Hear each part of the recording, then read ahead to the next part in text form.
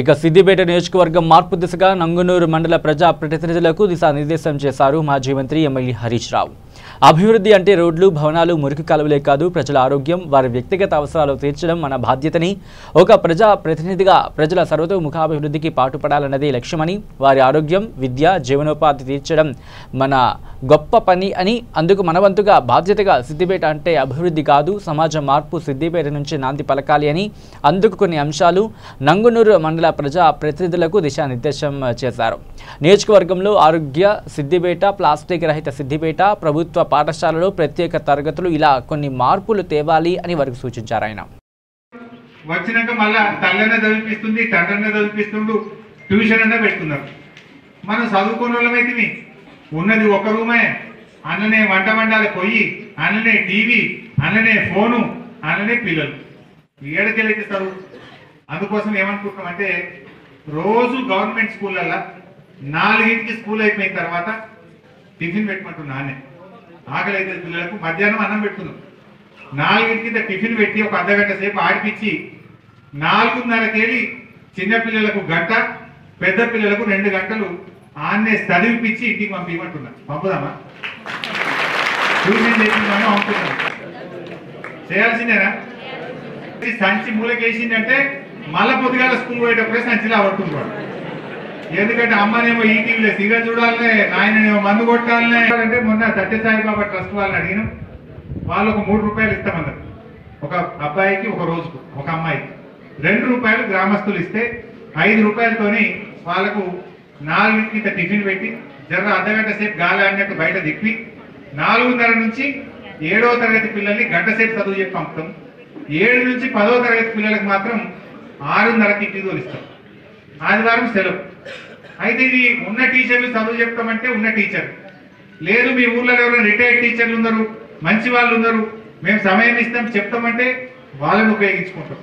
వాళ్ళు కూడా ముందుకు రాకపోతే బీఈడీ చదివిన పిల్లలు చాలా మంది ఊర్లలో ఉన్నారు, వాళ్ళకి 5,000 ఇప్పించి ఆ పిల్లలతోనైనా సరే ట్యూషన్ చెప్పిద్దాం, ఒక మంచి పని చేసి మన పిల్లలు బాగా చదువు పట్టేందుకు చేద్దామని కూడా అనుకుంటున్నాం. చేద్దామా లేదా? ఇది కూడా ఒక ఆలోచన చేసినాం. ఇంకా చాలా ఆలోచన చేసినాము. చెప్తే ఇంకా మళ్ళీ ఒక్కొక్కటి యాజకులు లెక్కకెళ్ళి దీనికోసం ప్రతి ఊర్లో ఒక మంచి శ్మశాన వాటిక కడదాం అనుకుంటున్నాం. జనరల్గా శ్మశాన వాటిక అంటే చచ్చిపోయే రూమ్లు, మగవాళ్ళు స్నానం చేయడానికి బాత్రూమ్లు, మంచిగా సీసీ ప్లాట్ఫామ్, పూల చెట్లు, మంచి గడ్డి, చక్కగా ఊరికి శ్మశాన వాటికలు కడదామని అనుకుంటున్నాం. ఓ 30 లక్షలు ఖర్చు పెట్టైనా సరే ఈ కులం ఆ కులం లేదు, అన్ని కులాల వాళ్ళు బతుకున్నంత కాలం కులాల పేరుతో విడిపోయినాం. సచ్చినాకైనా ఒక కాడ తెచ్చుకోవడం, సచ్చినాకైనా కలిసిపోయే కాడ అందరూ ఒక దగ్గర కలుసుకోవడం. ఈ కుల చనిపోగానే ఎంపీపీ గారికో, జడ్పీసీ గారికో, సర్పంచ్ గారికో నాకో ఫోన్ వస్తుంది. సార్ పేదవాడు చనిపోయాడు, ఏమైనా కొద్దిగా సాయం చేయరా అంటారు.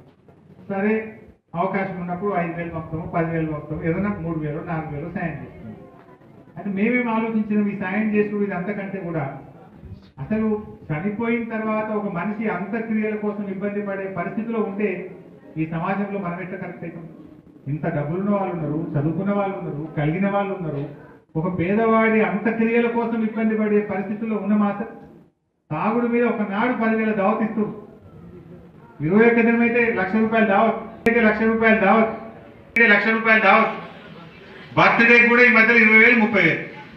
మరి నేనేమంటున్నా అంటే ఒక పేదవాడు చనిపోతే 8-10,000 ఖర్చు పెట్టి అంత్యక్రియలు చేయలేకపోతే ఈ సమాజం ఎట్లా కరెక్ట్ అవుతుంది? మానవత్వం, ప్రజలుగా మన ఊర్లో ఒక పేదవాడికి ఆ కష్టం వస్తే మనం ఆలోచించద్దా? అందుకే మొన్న గుర్రాలగొంది గ్రామం వాళ్ళు ముందుకు వచ్చింది. చిన్నకోడూరు మండలం గుర్రాలగొంది గ్రామం. అక్కడ ఆంజనేయులు సర్పంచ్ గారు అందరు కలిసి ఆ ఊర్లో పెద్దలు, ఆ ఊళ్ళందరూ కూర్చొని ఒక నిర్ణయం చేసి ఆ ఊర్లో పేదవాళ్ళు ఎవరైనా చనిపోతే ₹1 ఖర్చు లేకుండా ఉచిత దహన సంస్కారాలు చేసే కార్యక్రమం స్టార్ట్ చేస్తారు. ఆ ఊర్లో గ్రామ పంచాయతీకి వచ్చిన నిధులు కొంత కలెక్టర్ గారు ₹1,00,000 ఇచ్చిన, నేను ఒక 50,000 ఇచ్చిన. ఆ ఊరిలో 4-5 లక్షలు జమ చేసుకొని మంచిగా 10 లక్షలు బ్యాంకులు వేసి పెట్టిండ్రు. ఎవరైనా చనిపోగానే 6,000, 8,000, 10,000 డ్రా చేయాలి. కట్టెలు కానీ, డబ్బులు కానీ, బ్యాగరోళ్ళు కానీ మొత్తం వాళ్ళే. సర్పంచ్ గారి మొత్తం డబ్బులు ఇస్తుండు, ఉచితంగా అంత్యక్రియ చేపిస్తుంది. అంటే ఉన్నోడు చేసుకుంటే ఇబ్బంది లేదు, పేదవాడికి ఆ ఇబ్బంది రావద్దు. కొంతమంది పిల్లలు చూడని వాళ్ళు కూడా ఉంటున్నారు, అనాథ లేనటువంటి వాళ్ళు కూడా ఉన్నారు. అటువంటి వాళ్ళ కోసం ఒక మంచి సంస్కారం ఉండాలి. సమాజంలో పక్కింటోని కష్టం వస్తే మనం కూడా ఆసరేటట్టు ఉండాలి. ఊళ్ళో ఒక పేదవారికి కష్టం వస్తే ఊరందరూ కలిసి ఆదుకునే ఒక గొప్ప సంస్కృతి, ఒక సంస్కారం మన దగ్గర ఉండాల్సినటువంటి అవసరం ఉంది. ఈ కార్యక్రమాన్ని కూడా స్టార్ట్ చేసినాం.